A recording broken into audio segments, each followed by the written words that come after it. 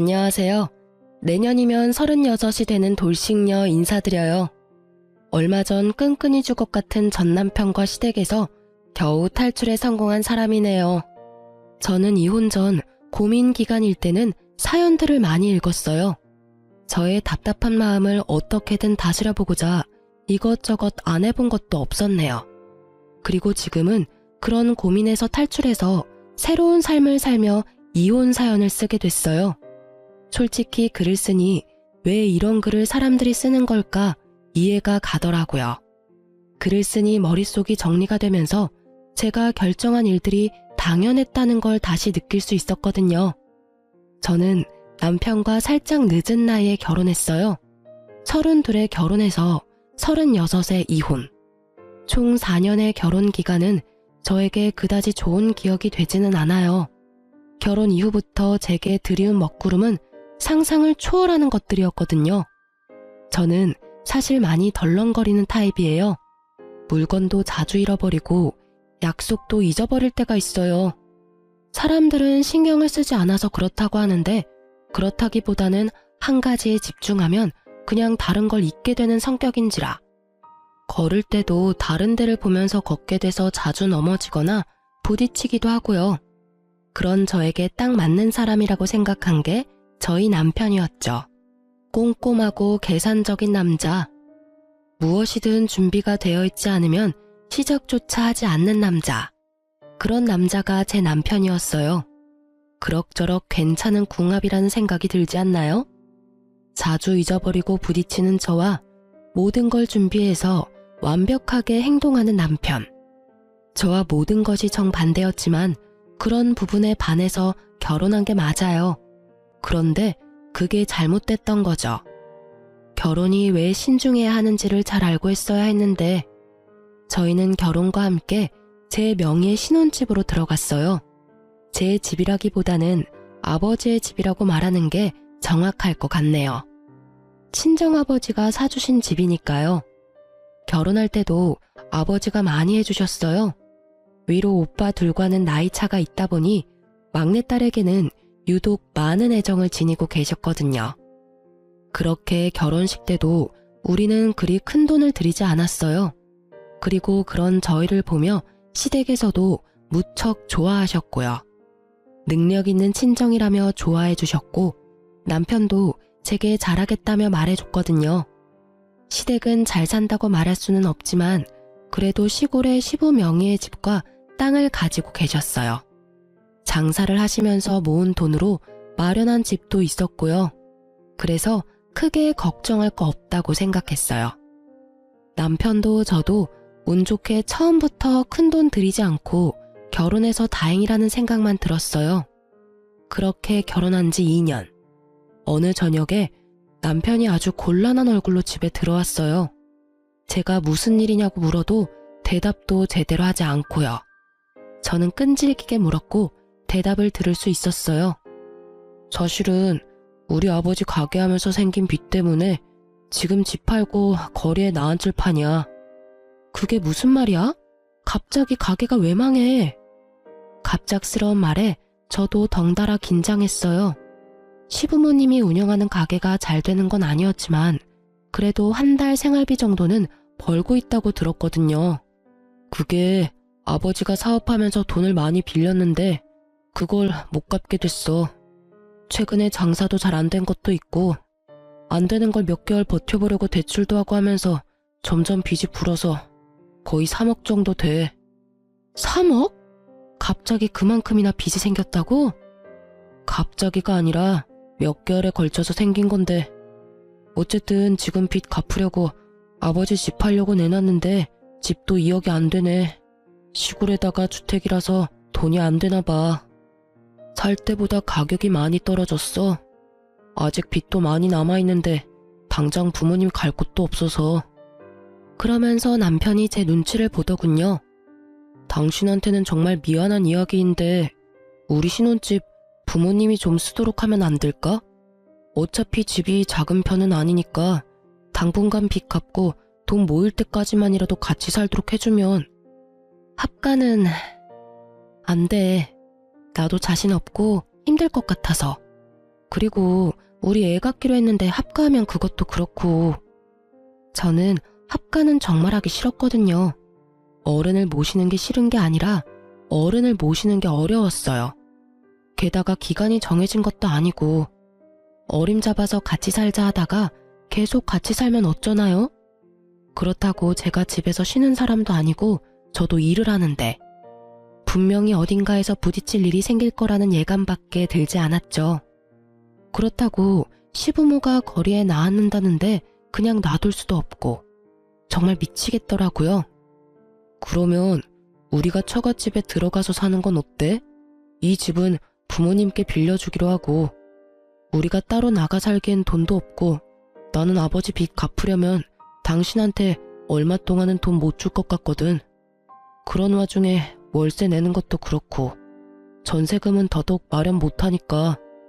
남편의 그 말에 저는 귀가 솔깃했어요. 처가살이? 우리 집에 들어가겠다고? 당신 그거 감당할 수 있겠어? 내가 합가가 싫은 것처럼 당신도 싫으면 하지 마. 말하면서도 남편이 겪을 불편한 일들이 떠오르더군요. 저야 우리 집이니 편하게 지낼 수 있겠지만 남편은 출퇴근부터 집에서 쉬는 것까지 편하게 할 수 있는 일이 없을 것만 같았거든요. 그렇지만 이 상황에서 그렇게 하는 건 나쁘지는 않다는 생각은 들었죠. 집이 2층 집인데다가 2층에 있는 오빠와 제 방은 여전히 비어 있거든요. 손님 방으로 쓰기로 해서 간단한 침구와 테이블 정도만 있어서 지금 당장 들어가도 나쁘지는 않았어요. 게다가 평수도 꽤 돼서 2층에 우리가 살면 굳이 1층과 자주 마주치지 않아도 된다는 장점도 있었죠. 필요 없는 짐은 여기 두고 시부모가 쓰도록 하고 필요한 것만 들고 가서 친정집에서 사는 것도 좋을 것 같았죠. 하지만 독립한 지 얼마 되지도 않았는데 집에 들어가는 것도 민망했고 좋은 일도 아닌 나쁜 일로 들어가게 되는 것도 싫었어요. 부모님 눈치도 보이고 남편과 시댁이 우리 집에 신세를 지는 모양이라 남편 자존심이 상할까봐 그것도 걱정됐고요. 그렇지만 남편 말대로 저희가 전세나 월세를 낼 만큼 돈이 있는 것도 아니었죠. 어떻게 하나 고민하다가 일단 부딪혀보기로 했어요. 되면 그렇게 하고 안 된다면 다른 방법을 찾아보기로 한 거죠. 그럼 아빠한테 전화해서 물어볼게. 친정 아버지에게 전화했더니 아버지는 흔쾌히 좋다고 하더군요. 엄마도 꽤 기뻐하는 눈치였어요. 2년간 두 분이 지내니 처음에는 한적하니 좋다고 생각했는데 시간이 길어질수록 집이 적적하다고 느껴지신 모양이었어요. 게다가 아끼던 막내딸이 다시 돌아온다니 아버지는 기분이 더 좋았던 모양이에요. 그렇게 저희는 팔자에도 없었을 처가살이를 시작했어요. 남편에게 빚만 다 갚으면 다시 나오자고 이야기했고요. 그런데 남편이 정말 얼굴이 두껍다는 걸 처가살이 딱 한 달 만에 느꼈어요. 저는 부모님 집에 살면서 죄송한 마음에 매달 돈을 들였거든요. 월세까지는 아니지만 관리비 정도의 명목으로 한 달에 50만 원씩 들였어요. 어차피 부모님이 식재료도 사고 다 하니 저도 돈이 들 일은 없으니까 그것도 민망했거든요. 둘이서 생활하면 한 달에 100만 원은 생활비로 쓰는데 친정집에 들어오고 나서는 50만 원만 내도 생활이 가능하니 돈은 빨리 모이겠다 싶었죠. 부모님께는 매우 죄송했지만요. 그래서 더 부모님이랑 맛있는 것도 많이 먹으러 가고 소소하게 여행도 자주 가고 그랬어요. 물질적으로 못하는 건 정신적으로 해줄 수 있다고 생각했으니까요. 그런데 솔직히 저는 남편이 시댁 빚을 대신 갚는다 해도 친정에 드리는 돈 중에 반 정도는 줄 줄 알았거든요. 우리가 처가살이를 하는 건 모두 시댁 부모님이 빚을 졌기 때문에 그런 거잖아요. 그리고 남편이 그 빚을 자신이 떠안아서 그런 거고요. 그런데 남편은 저한테 돈 한 푼을 안 주더라고요. 너무 서운했어요. 우리 부모님이 이만큼 해주는 데다 제 집까지 시댁을 위해 열어줬는데 남편이 우리 집에 아무것도 안 해준다는 게 화났거든요. 그래도 이해하려고 했어요. 돈이 없으니 그렇겠지 하고. 그런데 단순히 돈이 없는 것뿐이면 적어도 감사하다, 고맙다, 이런 말 정도는 할 수 있잖아요. 그런데 남편의 뻔뻔한 행동은 점점 더 심해졌어요. 직장 사람들 불러서 2층에서 집들이라며 식사 자리까지 갔더군요. 이때 정말 화가 머리 끝까지 났어요. 갑자기 그날 아침에 직장 사람들 올 거라고 말해서 엄마와 함께 요리하고 뭐하고 다 했는데 와서는 제대로 집사람들 소개도 안 해주고 홀라당 2층으로 올라가서 먹고 마시고 늦은 시간까지 시끄럽게 굴었거든요. 그래서 그 다음날 저녁에 제가 남편에게 따져 물었죠. 당신 좀 자중해? 여기가 우리 신혼집인 줄 알아? 엄연히 처가댁인데 왜 그렇게 눈치 없게 굴어? 어떻게 사람들 그만큼 데려와서 잔치를 해?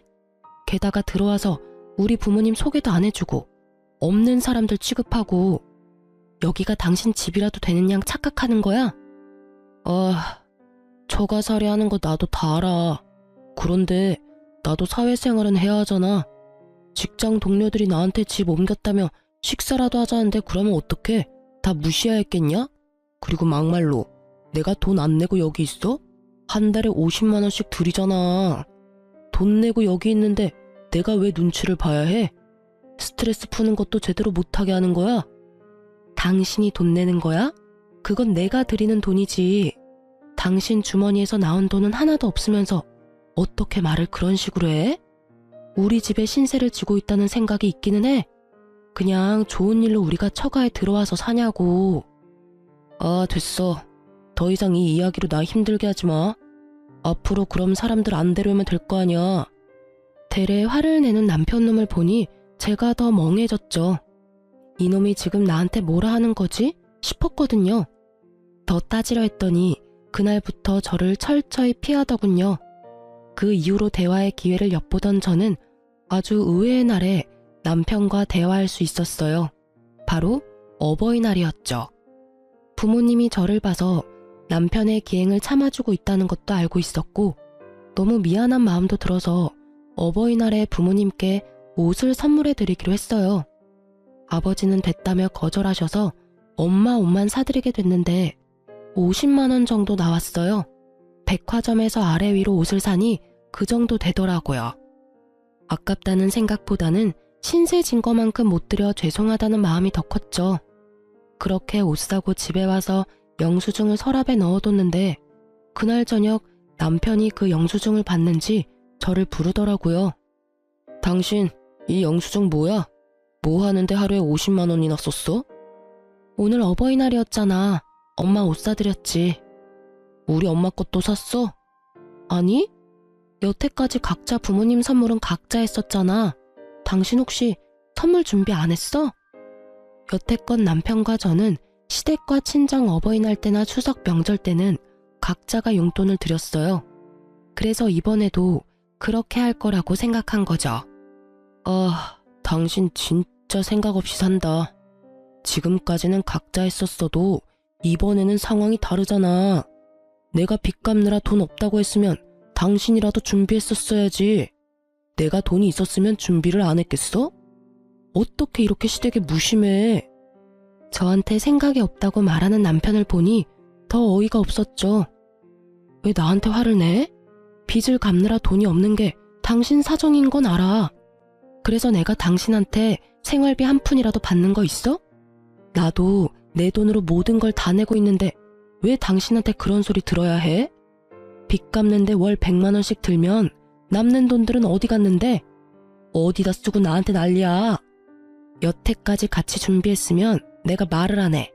근데 여태까지 계속 따로 준비했으면서 갑자기 이런 식으로 구는 건 좀 아니지? 내가 처가살이 한다고 우습게 보여? 돈 나갈 때도 많은데 이번 한번 시부모님 선물 챙겨주는 게 그렇게 안 될 일이야? 와, 당신이 우리 집을 어떻게 생각하는지 잘 알았어. 완전 무시도 개무시가 따로 없네. 내가 당신 집 무시한다고 생각해? 내가 당신네 집 무시했으면 우리 신혼집 시댁에 내줬겠니? 입으로 내뱉는다고 다 말이 아니라고. 너야말로 생각이라는 걸 좀 하지 그래. 엄마한테 옷 사준 게 그렇게 짜증나면 우리도 친정살이 그만두고 밖에서 월세나 내고 살면 되지. 그렇게 안 하게 해준 게 누구 덕분인데. 그러는 너는 감사 인사 한번 안 하는 주제에 그렇게 치면 너는 이번 어버이날에 우리 부모님께 선물 하나라도 해야 하는 거 아니야? 감사하다 말도 안 하는 너야말로 우리 집 개무시하고 있잖아. 싫으면 관둬. 다 제자리 돌리면 되지. 네가 원해서 우리 이렇게 살고 있는 거거든? 제 말에 남편이 입을 꾹 다물더라고요. 하고 싶은 말이 많은 것 같았지만 말로는 이길 수 없다는 걸 깨달은 것 같더라고요. 솔직히 지금 당장 제가 시댁 식구들어 나가라고 하면 어떻게 되겠냐고요. 친정 덕분에 겨우 사람 구실하며 살고 있는데도 모가지 뻣뻣하게 세워서는 마치 부모님의 선의가 당연한 권리인 양 취급하는 남편이 너무 꼴보기 싫었어요. 이참에 남편의 그런 생각을 아예 날려주고 싶기도 했고요. 시부모님이 돈 한 푼 안 내고 우리 집에서 사시는 것, 당신이 돈 한 푼 안 내고 친정에서 사는 것, 알고 있으면 최소한의 예의는 지켜.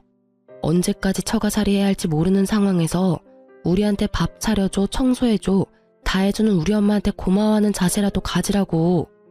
솔직히 모질게 말하고 싶지는 않았지만 말하지 않으면 절대 모를 거라 생각해서 일침을 놔버렸죠. 남편은 그 뒤로 저와 이야기하려고 하지 않더군요. 삐친 것 같았어요. 그래도 그 일이 있고 나서는 친정엄마에게 가끔 감사하다고 말하기 시작했죠. 그것만으로도 다행이라고 생각했어요. 그날의 말다툼을 기점으로 서너 달 지났을까요? 남편의 행동이 묘하게 수상해졌어요. 몰래 핸드폰을 자주 보고 제가 무슨 일 있냐며 물으면 금방 폰을 꺼버리거나 주머니에 집어넣었어요. 기분이 싸하더군요.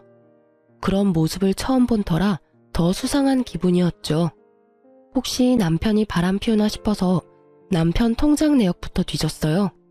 통장이 있으면 내역 정리가 가능하니까. 아무리 봐도 통장에는 외도의 증거는 없었어요. 그런데 보다 보니 그것보다 더 수상한 점이 생겼어요. 남편 월급이 들어오면 빚 갚느라 돈이 나간다고 알고 있었는데 빚 갚는 돈이 없더라고요. 매달 나가는 금액은 보험, 통신비 등등 뭐 이런 적은 금액들 뿐이었고 1억에 대한 대출금은 전혀 없었어요. 그때 정말 뒤통수 한 대 세게 맞은 기분이 들었어요. 설마 아니겠지 했는데 이놈은 빚을 갚을 일이 없는 거예요. 그러면서 빚 갚는다는 이유로 돈 한 푼 안 내고 남편과 시댁은 우리 친정에 기생충 같은 짓거리를 한 거였어요. 저는 어디까지가 거짓말일지를 생각해봤어요. 설마 빚이 있다는 것마저 거짓일까? 그렇다면 시부모님이 왜 집을 팔았나? 그런 생각들이 꼬리를 물며 저를 괴롭혔죠. 남편에게 따지려다가 제가 제대로 알고 따져야지 싶어서 며칠 동안 끙끙 앓는데 모르는 번호로 제게 전화가 왔어요. 전화를 받으니 상대방이 그러더군요. 안녕하세요. 사모님, 저 남편분 부하 직원인데요. 잠시 할 이야기가 있어서 그러니 나와주세요. 남편 부하 직원이 왜 저한테 할 이야기가 있어요? 전화통화로는 안 되나요? 통화로 하기엔 좀 그냥 나와서 듣는 게 좋을 것 같네요. 저는 상대방 목소리에 깔린 묘한 당당함을 눈치챘어요. 나와 주겠냐고 묻는 게 아니라 나오라는 어투가 딱 감이 오더라고요. 상간녀. 보통 바람 피운 년들이 더 당당할 때가 있잖아요. 딱 그거였던 거죠. 그리고 그때 진짜로 알게 된 거죠. 이 인간이 바람 폈구나 하고요. 빚이 사라졌다는 의문 때문에 왜 제가 통장 내역을 뒤졌는지를 까맣게 잊어버리고 있었던 거죠. 그 전화를 받고 열이 오를 대로 올라 저는 남편과의 결혼 반지를 빼서 휴지통에 쳐넣었어요. 없는 빚마저 만들어내서 돈 없는 척하며 사치 부리며 살더니 결국은 젊은 여자랑 바람까지 난 남편과 더 이상 함께하고 싶지 않았어요. 그것도 친정집에서 살고 있으면서 바람을 피운 그 대담한 놈을 용서하고 싶지도 않았고요. 이혼만이 정답이라고 생각이 들 정도였거든요. 저는 만만해 준비하고 그 여자가 오라는 곳으로 나갔어요. 거기에서 본 건 남편이 저번에 우리 집으로 데려온 직장 동료 중에 한 사람이었어요. 막내, 새파랗게 어린 여자였죠. 딱 봐도 사회 초년생일 상간녀는 앉아서 우유를 마시고 있더군요. 왜 저를 보자고 하셨어요? 초면에 이런 말 죄송한데 주임님 옆에 그렇게 기생충처럼 붙어있지 말고 제발 떠나주세요. 주임님이 저한테 그러셨어요. 저랑 결혼하고 싶지만 와이프가 이혼을 안 해주겠다고 했다고요. 저는 그 이야기를 들으며 묘한 수치심과 분노가 생기는 걸 느꼈어요. 기생충이란 단어를 저에게 쓰다니. 기생충이라는 단어는 남편이 그렇게 이야기하던가요?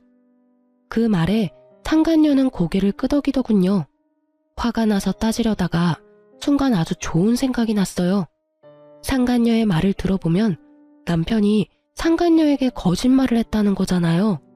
그렇다면 그걸 역으로 이용할 수도 있다는 말이니까요. 기생충이라. 맞아요. 저 그 남자랑 이혼할 생각 없어요. 솔직히 이혼할 필요도 없고요. 그리고 솔직히 그 사람 바람 피운 거 사실인지 아닌지도 모르고 지금 하는 말들 그냥 당신이 하는 말에 불과하잖아요. 왜 그 사람을 이렇게 괴롭혀요? 다 알아요. 당신이랑 당신 부모가 주임님 집에 들어와서 흥청망청 살고 있는 거요. 본인한테 부끄럽지도 않아요? 어떻게 가족들이 다 같이 들어와서 주임님만 고생하게 만드냐고요. 이 정신 나간 남편놈은 이 젊은 상간녀에게 저와 우리 부모님이 남편 집에 들어와 얹혀 사는 것처럼 말했더라고요. 그 이야기를 들으니 열이 받았지만 일단 저는 그 여자에게 말했어요. 그래서요? 그게 뭐가 잘못됐어요? 부모님이 힘들면 같이 모시고 살 수도 있지. 힘들다고 말했다고 해서 당신이 무슨 권리로 그런 말 하는 건데요? 아, 상간녀라서 그런 말 하는 거예요? 제가 이혼해주면 결혼할 수 있을 것 같아서. 근데 법적으로는 제가 와이프예요. 당신은 아무런 관계도 아닌 거죠. 관계가 있다면 상간녀, 그뿐이고요. 전 주임님이랑 불륜으로 끝낼 생각 절대 없어요. 저는 주임님이랑 결혼할 거고 기생충 같은 당신이랑 당신 가족들 떼어내고 말 거예요. 그놈의 기생충. 누가 기생충인지 전혀 모르는 그 여자의 말에 저도 슬슬 화가 나기 시작했어요. 그렇지만 폰에 녹음 기능부터 켰죠. 이 여자 말 한마디 한마디가 저에게 좋은 증거가 되어줄 테니까요. 그럼 당신이 제 남편이랑 사귀었다는 증거 있어요? 말하지만 난 적당한 증거 가지고는 당신이랑 그 사람 관계 인정 안 해요. 솔직히 인정해서 좋을 것 하나도 없고요. 그냥 이렇게 그 남자가 여자 만나는 거 참고만 있으면 나한테 남는 게 더 많을 테니까요. 증거가 왜 없어요? 차고 넘쳐요. 우리 여행 간 사진도 있고 저희 모텔 들어간 사진도 있어요. 미안하지만 저도 남편 카드 내역 봤는데 모텔이며 당신이랑 여행이며 내역이 하나도 없던데요. 그런 걸 사귄다고 할 수 있나요? 좀 더 직접적인 증거가 있어야죠.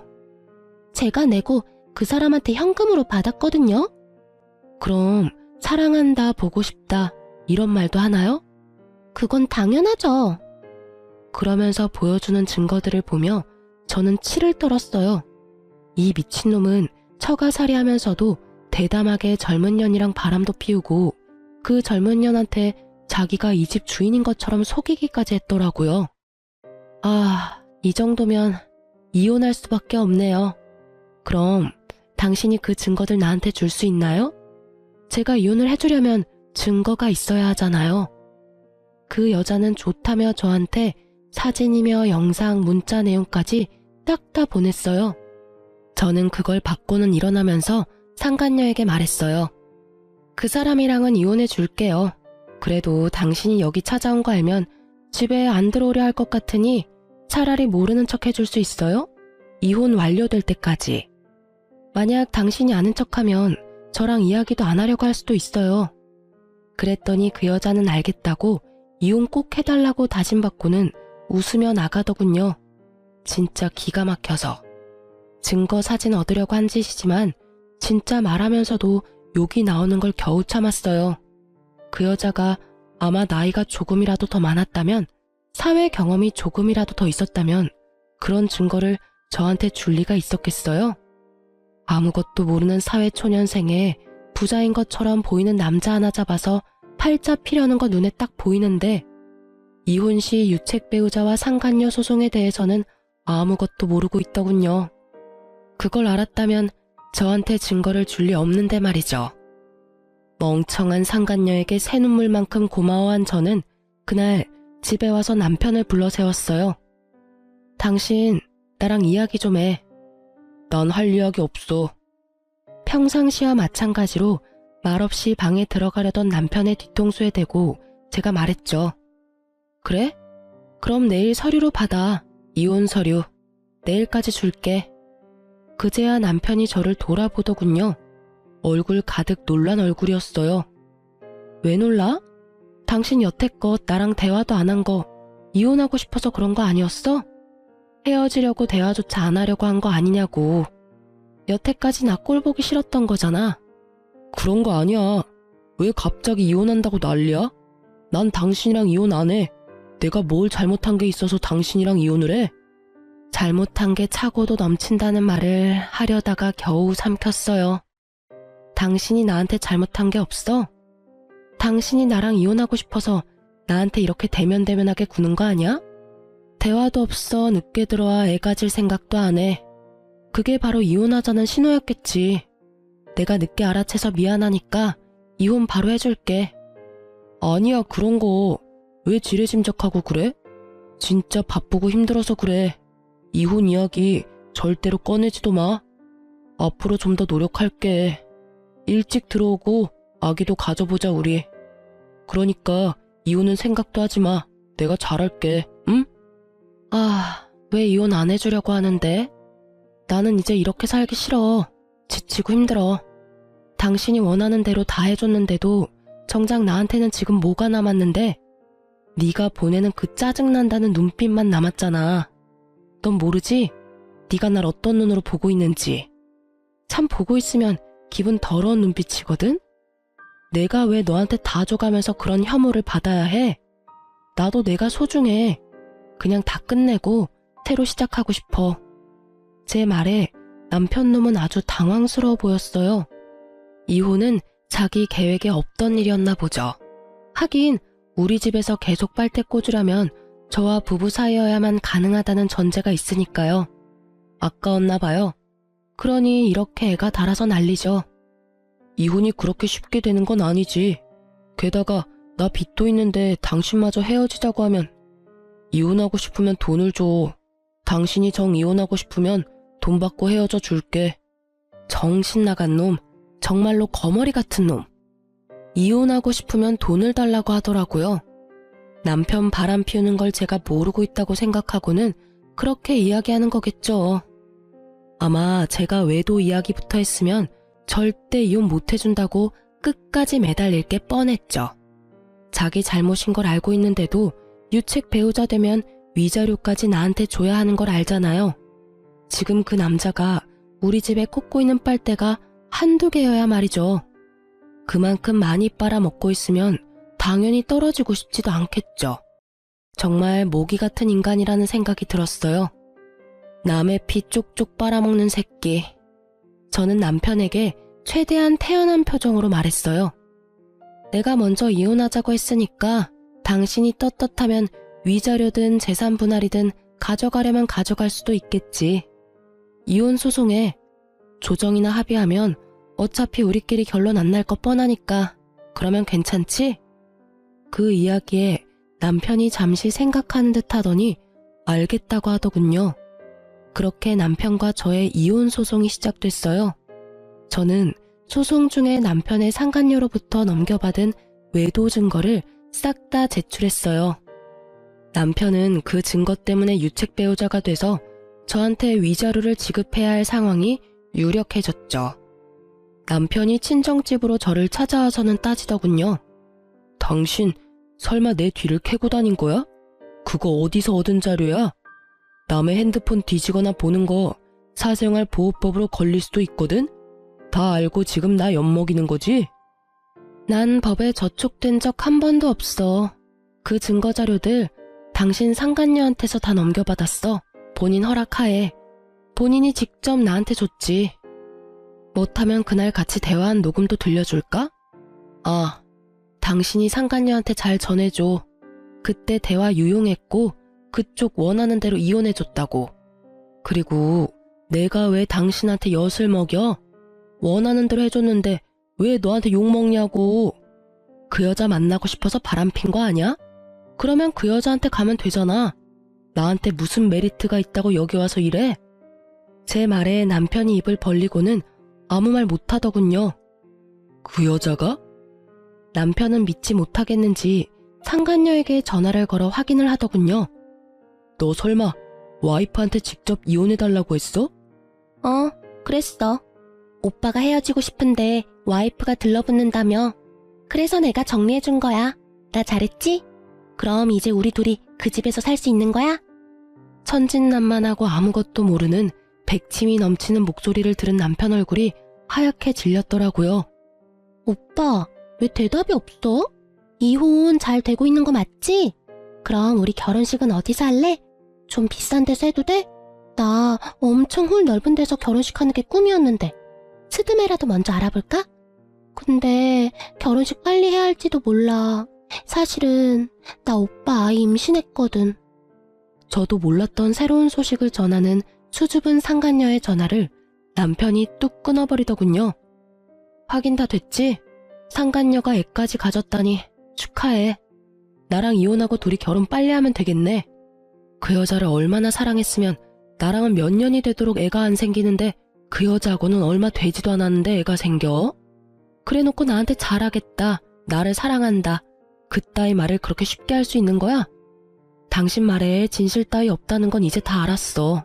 그리고 당신이 그 여자한테 친정 부모님과 나에 대해 뭐라고 했는지는 잘 들었어. 뭐라더라?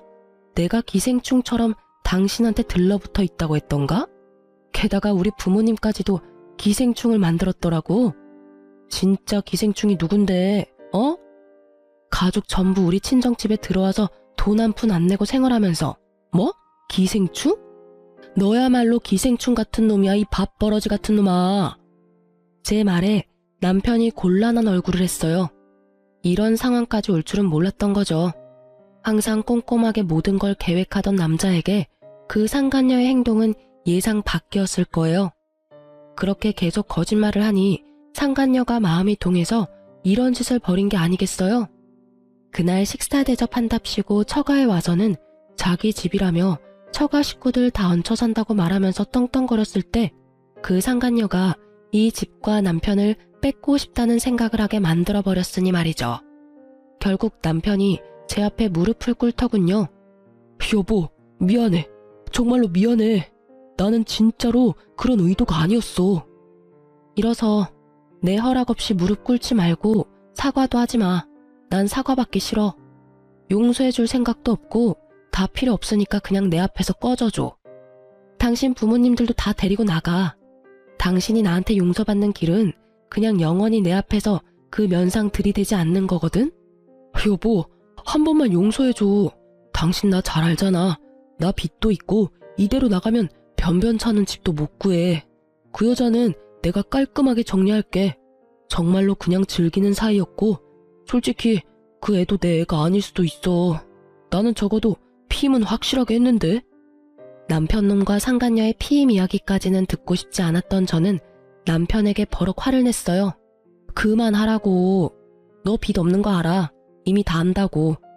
네 상간녀가 찾아온 것보다 너한테 빚이 없다는 걸 먼저 알았어. 그래, 여태껏 돈 한 푼 안 내고 처가 차리하니 좋았어. 아주 젊은 여자한테 돈 펑펑 쓰면서 하고 싶은 거 하면서 잘 살았더라. 시댁도 빚 없는 거 알고 있어. 시댁 집 판 돈으로 시동생 아파트 한 채 해줬던데 그 돈 마련해주려고 집 팔고 우리 집에 들어와 눌러앉은 거야? 대단해. 정말 대단해. 세 사람이 날 속인 것도 대단하고 처가살이하면서 여자 만난 너도 대단하고 장인 장모한테 빨대 꽂아 넣은 시댁도 대단하고 어떻게 하면 그런 짓을 할 수가 있어? 친정이 돈줄이야? 너 급할 때 돈 대주는 곳이니? 그래놓고 너 우리 엄마한테 50만 원짜리 옷 사줬다고 나한테 지랄이란 지랄은 다 떨어댔던 거야? 빚도 없고 내가 바람을 피운 것도 맞는데 나 아직도 당신 여전히 사랑해. 이렇게 헤어지는 건 아니라고 생각해. 그리고 처가에는 이제부터 내가 잘하면 되잖아. 그때 그런 식으로 행동한 건 다 내가 잘못했고 앞으로는 절대 그럴 일 없을 거야. 그러니까 제발. 당신 내가 이혼하자고 했을 때 뭘 했어? 돈 주면 이혼해주겠다는 식으로 이야기하지 않았어? 그래서 내가 그때 말했잖아. 당신이 떳떳하면 돈 받아갈 수 있을 거라고. 근데 당신 뻔뻔하게 나한테 이혼 소송하자고 하더라. 거기에서 진짜 기가 막혀서 뿜을 뻔했어. 당신은 내가 뭘 가졌는지 몰랐을 테지만 나는 다 알고 있었거든. 그래서 그 이야기 한 건데 끝까지 내가 안다고 생각도 못하더라. 솔직하게 말해서 나 단순한 여자라서 당신이 그때 이혼 이야기 나왔을 때 미안하다고 사과하고 두 번 다시 그러지 않겠다고 했다면 아마 용서했을지도 몰라. 그런데 당신 그때 돈 주면 이혼해준다고 말했잖아. 그 말 어디에 나에 대한 사랑이 있어? 너한테 내가 돈이라는 말로밖에 안 들려. 그래도 내가 그렇게 쉽게 보여서 이번만은 다행이라고 생각해. 아니었으면 내가 당신이랑 시댁 사람들이 쳐놓은 그물에서 벗어날 수나 있었겠어? 그런 거 아니야, 여보. 진짜로 나는 당신밖에 없고. 절절매며 남편은 제게 애절하게 말하더군요. 4년 만에 사람이 변한 걸까요? 4년 동안 제가 이 사람을 모르고 있었던 걸까요? 여전히 똑같은 얼굴로 저를 속이고 바람 피우고 우리 집을 모욕하고 결국 마지막에는 저에게 사죄하는 남편을 보니 정말 속에 찬불이 나버릴 것 같았어요. 거짓말하려면 입에 침이나 좀 바르고 해. 너 사랑하는 여자 따로 있잖아. 있으면서 왜 자꾸 나한테 헛소리 짓거리는데? 임신까지 시켜준 젊고 예쁜 예비 마누라. 나는 당신하고 더 이상 할 이야기 없으니까 그 여자한테나 가봐. 애도 가졌다는데 얼마나 잘 봐줘야겠어? 아, 임신 축하한다고 전해주고. 이 집에서는 못 살 테지만 어디 가서든 행복하게 지내라고 전해줘. 저는 그렇게 말하고 남편이 미리 챙겨둔 짐을 모조리 밖으로 밀어내버렸어요. 저희 부모님이 그날 집에 계시지 않아서 천만다행이라고 생각했어요. 내막을 알고 있어도 남편의 저런 모습을 봤다면 부모님도 상상 이상으로 놀라고 열받으셨을 테니까요. 사랑, 넌 집 나가려고 짐까지 싹 다 싸놓고도 나한테 사랑한다는 말이 나오니? 당신 사랑이 이렇게 얄팍한 줄 알았다면 결혼 같은 건 안 했을 텐데 참 연기도 잘하지. 그렇게 말하고 저는 남편마저 내보내고 문을 쾅 닫아버렸어요. 저는 그날 하루 종일 친정집을 청소했어요. 정확히는 저와 남편이 지내던 2층에 남편의 흔적을 모두 지워버렸죠. 쓸고 닦으니 마음이 좀 정리되는 기분이었어요. 그리고 이혼 판결이 나고 저는 제 명의의 집, 시부모가 살고 있는 집으로 갔어요. 저와 남편의 이혼 이야기를 듣고 처음에는 자기 자식한테 유리하다고 생각했는지 저한테 연락 한 번 안 하다가 결국 이혼이 저한테 유리하게 판결나자 저한테 날이면 날마다 전화해대더군요. 받을 가치가 없어서 다 무시했다가 얼마 전에 전화를 받았어요. 첫마디가 아들 자식 교육을 자기가 잘못 시켰다였죠. 예, 며느라가 우리가 너무 미안하게 생각한다. 아들놈도 정말 많이 반성하고 있어. 앞으로 그런 불미스러운 일 안 일어나도록 잘 교육할 테니까 어떻게 우리 아들 버리지만은 말아줘. 죄송한데 상간녀는 이미 임신했어요. 그렇게 바라시던 손주가 생겼는데 그쪽을 좀 더 소중하게 대해주세요. 저는 이미 인연 끊었고 서로 남남인 사이예요. 그리고 엄밀히 따지면 제가 남편을 버린 게 아니라 남편이 저를 버린 거나 다름없으니까 저한테 그런 말씀하셔도 제가 어떻게 해드릴 수가 없어요. 그러면 우리라도 계속 여기서 살 수 있게 해주면 안 되겠니? 월세를 내라면 낼게. 아니면 전세라도 좋으니 어떻게 좀 안 될까? 지금 당장 나가면 우리 길거리에 나앉게 되는데 예전에 정을 봐서라도. 안 돼요. 이 집은 아버지랑 상의해서 팔기로 결정했어요. 최대한 빨리 집 좀 비워주세요. 이런 말할 필요도 없지만 미리 말씀드리는 거예요. 예정을 봐서요. 우리는 못 가. 여기가 우리 집인데 어디를 가니? 계속 이러시면 경찰에 신고할 거예요. 제 말에도 의견을 굽히지 않는 시부모를 보며 제가 한 가지 타협안을 제시했죠. 어머님, 집 판 돈으로 도련님네 집 해준 거 알아요. 아파트 한 채 사주셨다고 했죠? 어차피 도련님 이제 결혼도 했고 둘째 며느리도 거기 있는데 그곳에 가서 신세지면 어떠세요? 그 집 마련하는데 돈까지 대줬으면 당연히 부모님 같이 모신다고 하겠죠. 제 말을 듣던 시모가 살짝 관심이 있는 표정으로 듣더군요. 그리고 그 다음날 짐 다 뺐다면서 연락이 왔어요. 그러면서 욕을 아주 시원하게 적어두셨더라고요. 전날까지는 그 집이 아쉬워서 그렇게 정을 봐서라도 어쩌고 하더니 동아줄 하나 잡았다고 얼굴빛 하나 안 변하고 손바닥 뒤집듯 바뀌는 시모를 보니 참 그 나물의 그 밥이라는 생각이 들었죠. 전 남편이나 시모나 참 똑같은 사람들이라고요. 그 동아줄이 썩은 동아줄이라는 것도 모르고 말이죠. 그 뒤에 소식 전해 들었거든요. 시동생이 떼거리로 몰려와서 집에 들어와 한 자리씩 차지한 부모와 형 때문에 와이프와 갈등이 심했다고 하더라고요. 처음에는 단칸방 얻어준다고 나가라고 했는데도 안 나가고 버티며 합가 의지 내비치는 시부모를 보고는 결국 자기 명의로 된 그 집을 팔고 도망가 버렸다고 하더군요. 그럴만도 하죠. 또 우리 집에서 했던 것처럼 자기 집인 마냥 아주 마음 놓고 즐겼을 거 눈에 훤하잖아요. 처가를 그렇게 마음대로 썼는데 동생 집이면 얼마나 편하겠어요. 안 그래요? 저는 그 사람들 연락을 듣고 싶지는 않았는데 저희 어머니가 어디 가서 계속 듣고 와서는 알려주더라고요. 너 아니? 네 전남편이랑 그 상간녀 내가 아는 사람들한테 들었는데 둘이 헤어졌대. 그렇게 좋다고 나한테 이혼까지 해달라더니 왜 헤어졌대? 뭐긴 뭐야. 자기가 생각하는 상황이 아니었으니까 그렇게 했지. 2층 집에서 아주 즐겁게 사모님 노릇하며 살 줄 알았는데 알고 보니 시동생 집에서 눈치 보며 살아야 하지 않니? 또 뭐냐? 그 결혼식 으리으리하게 하고 싶다고 했다며? 근데 으리으리는커녕 식을 못 올릴 가능성이 더 커졌으니 게다가 애까지 딸렸지. 그러게 누가 그런 남자한테 걸리랬나? 게다가 그런 거짓말에 속아서 나한테 이혼해달라고 요구까지 할 정도로 야망이 있는 여자였는데 사람을 잘못 고른 거지. 나야 내 탈출을 도와줘서 참 고맙게 생각하지만 근데 헤어졌으면 애는? 애는 할머니가 지금 데리고 있다더라. 그래도 손주는 귀한가 보네. 그게 아니고 그 상간녀가 애만 놔두고 지 몸뚱이만 챙겨서 쏙 도망갔다잖니? 참 대단들 하네. 어쩜 그렇게 살 수 있을까?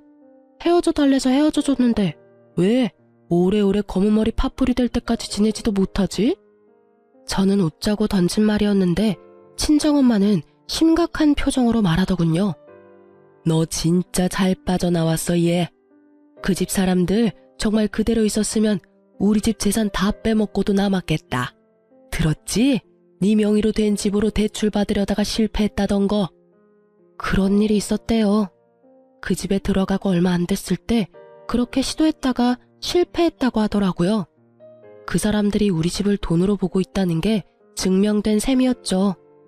그렇게 마지막으로 들은 소식은 전 남편과 시부모가 단칸방 생활하며 택배 알바를 하며 살고 있다는 거였어요. 친정집에 거머리처럼 붙어서 피 빨아먹더니 전 남편은 도리어 본인에게 거머리가 2마리 붙은 셈이었죠.